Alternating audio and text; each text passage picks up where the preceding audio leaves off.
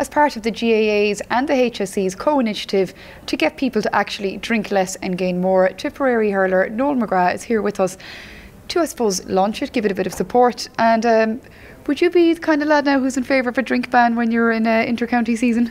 No, look, I suppose with us, with Tip, we've never been really told you can or can't go out, but lads know themselves. You have to look after yourself, and if you want to be able to train and perform to the best of your ability, well, then you're going to look after yourself. And do drink bans work?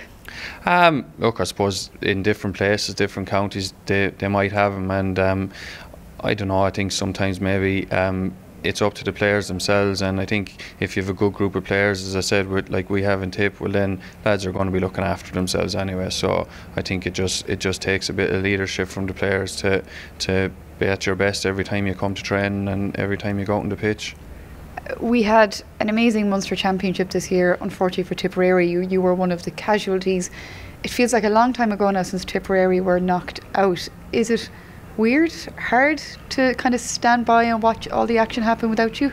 Yeah, look, it's disappointing to be gone so early, and you'll be jealous of the other teams, I suppose, that are still there playing in the big games, and because at the end of the day, that's what you train for. You want to be involved in all them games. But look, I suppose you get back to your club. We've been lucky that we've had football matches, and the hurling is just starting to take off now, so that'll just get you back out on the pitch and get you back training again. So, and look, I suppose you'd love to be involved, and you'd love to be looking forward to an All-Ireland semi-final in the next few weeks, or an All-Ireland final, but hopefully, look, we'll get back at it next year, and hopefully things might look up for us.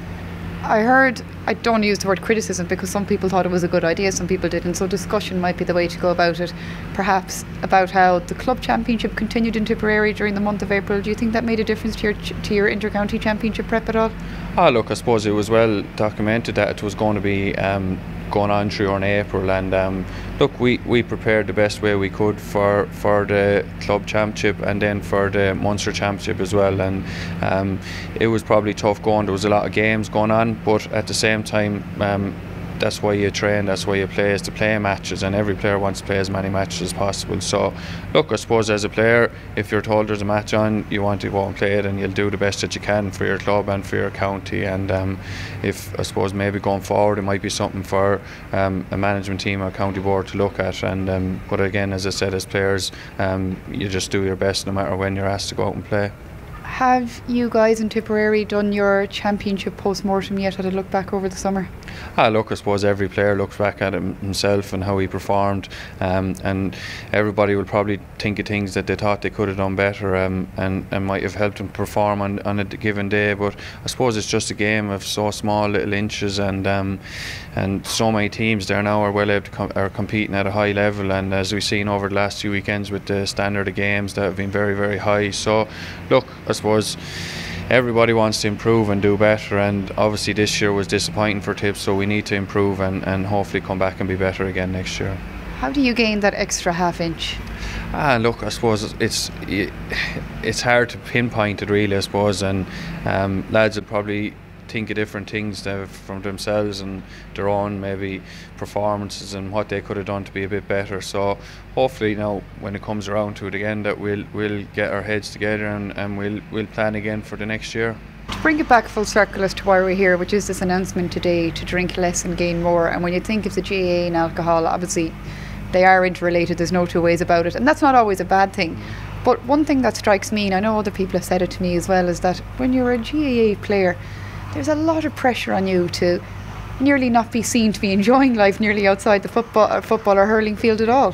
Yeah, I think you're right. Like, some people maybe at times think that you kind of nearly need to just stay at home all the day and not do anything else in your free time. Like, but players need to enjoy it and need to be left free to enjoy it as well, and that can be done in many different ways, like of going doing things around the country, going visiting things, going to different things. It doesn't all have to be, as I said, alcohol related. Like, so there's plenty of things that you can do to enjoy yourself, and I think maybe at times people probably think that if you're on a day off from training or something that you should be at home lying on the couch resting, and that's part of it as well. But at the same time, you want to live a normal life, you want to live the life of a young person, of someone, and not have regrets in years gone by, and I suppose it's important to do that too.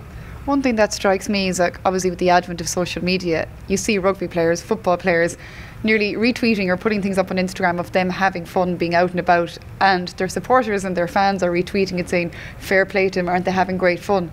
But if you were to put the same video up, I think the reaction might be different. Yeah, I 100% agree with you, and I think it's just probably a culture in the GAA that probably needs it to change a small bit, and just let players have a bit more freedom in what they do and enjoy what they do, because to be honest, every player that's playing is putting in serious effort in their training, in their diet, in what they do, and they're planning around maybe some with families and their work and all that. So like, I think it's just about enjoying it and trying to enjoy it a bit more outside of your training and away from things. And as you said, and just people in other sports who seem to enjoy it a lot more, or maybe do a lot more things outside of it, and that's nearly more acceptable. So I think it's just something that has to be maybe a cultural change, and maybe players will just have to, I suppose, go with it and see if people will respond in a positive way to it.